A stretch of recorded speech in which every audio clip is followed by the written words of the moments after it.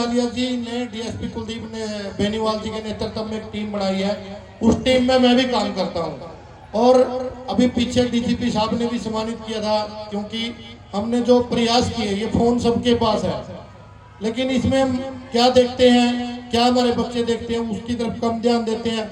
अगर चाहें तो ये फोन आपको बहुत अच्छी पहचान दिला सकता है और बहुत अच्छे काम भी आप इसे कर सकते हो। हमने कुछ वीडियो बनाई और इसके ऊपर डाली। जैसे आपके घर में, आपकी गली में, आपके मोहल्ले में कोई भी किसी भी प्रकार का नशा बेचता हो तो हम पुलिस को नहीं बताते, हम डरते हैं भाई पड़ोसी के साथ बहस बन जाएगी, लड़ाई हो जाएगी। तो डरने की जरूरत नहीं है।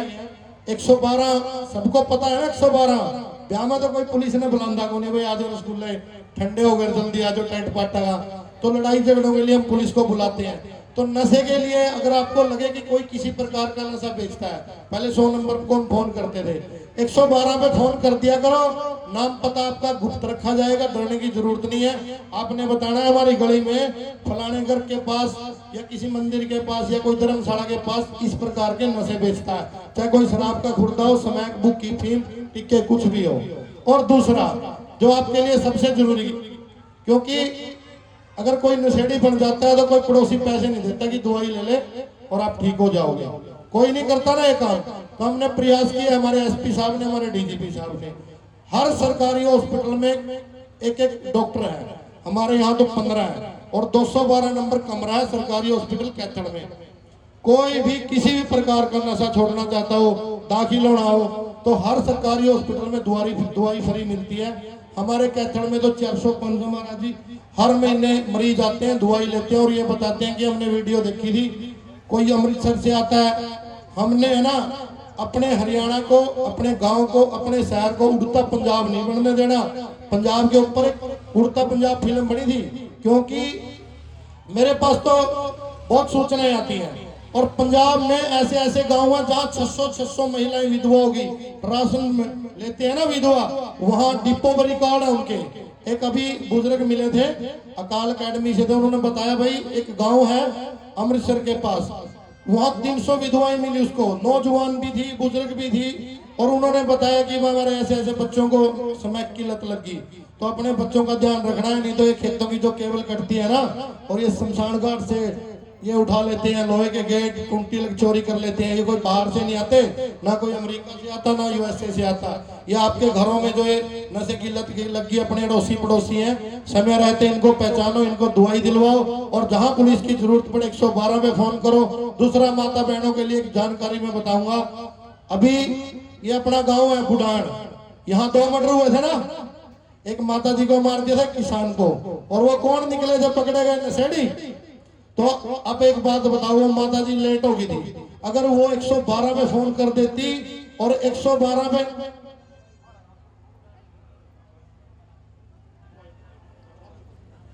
ये जो वो माता आई थी इस दिन नारनौल से, ऐसे ही अगर वो 112 का यूज कर लेती, हमें पता नहीं है इस चीज का। जब भी आप कहीं शादी में गए हो, कहीं भी गए हो, लेट हो जाए या आप गांव में हो, घर में हो, आपको लगे कि हम अनसेफ है, अपने बेटियों को भी बताना है, किसी से लिफ्ट मांगने की जरूरत नहीं है, किसी की तरफ बात करने की जरूरत नहीं है।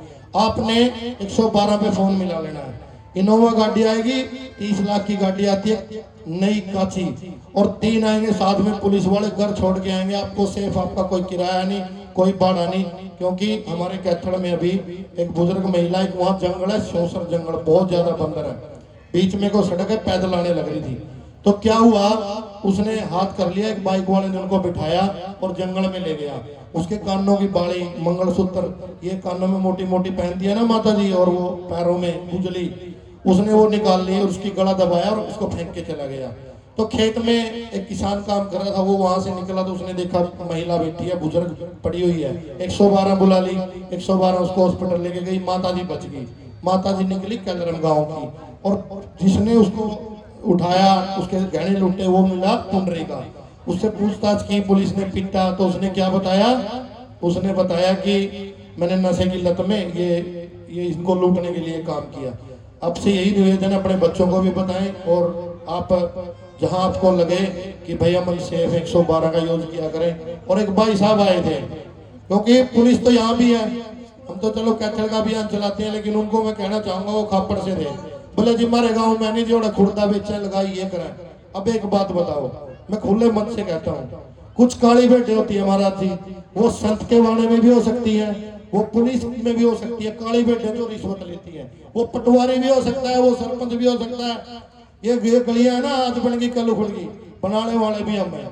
अपने आप को अगर आपको लगता है कि हमने अपने गांव सुधारना है, अपनी गली सुधारनी है, अपना मोहल्ला सुधारना है, उस भाई से भी मैं कहना चाहूंगा जो भी मेरे पास आया था, अब आप एक बात बताओ, बेचने वाले कितने होते हैं गांव में? 5, 7, 10, 20।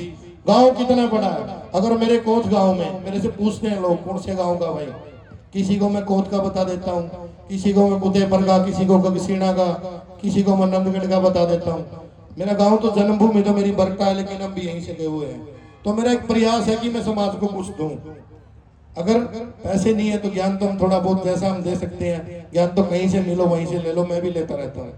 तो अगर अपना गांव चाहे, गांव की पंचायत चाहे, तो वहां शराब का ठेका नहीं खुलेगा।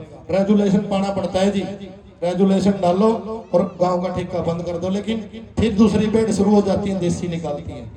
ये तो हो गया जी शराब का मामला। और रही बात खुर्दों की, आप 112 पे फोन करो जी। अभी मैंने पकड़ा ग्यूंग में, कह रहे थे जी इसको तो कोई उठा ही नहीं सकता। मैं करूंगा भाई इसका इलाज। खेलों में गया था और करके आया। ग्यूंग गांव में पूछ लेना जी 4 दिन पहले।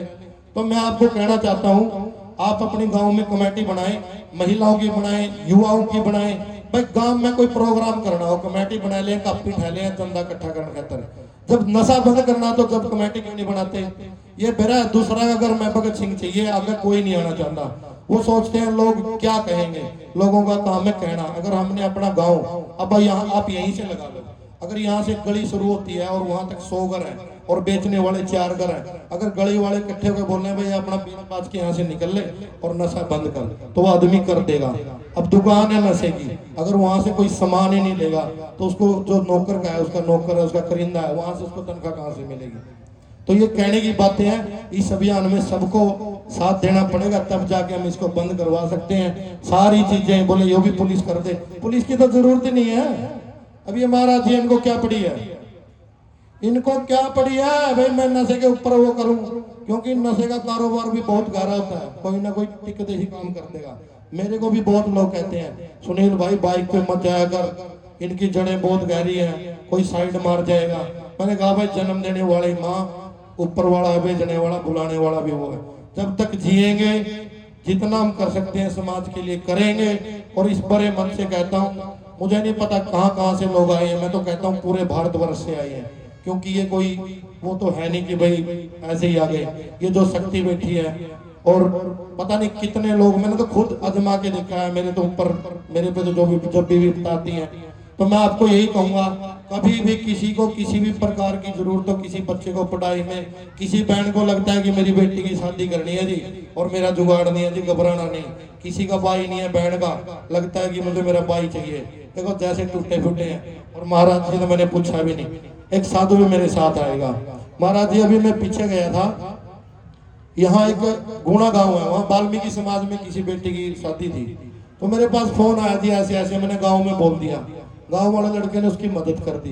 तो उस बहन का फोन आया रात को, बोले भाई मेरा तो कोई पाटड़ा को चढ़ने वाला को नहीं।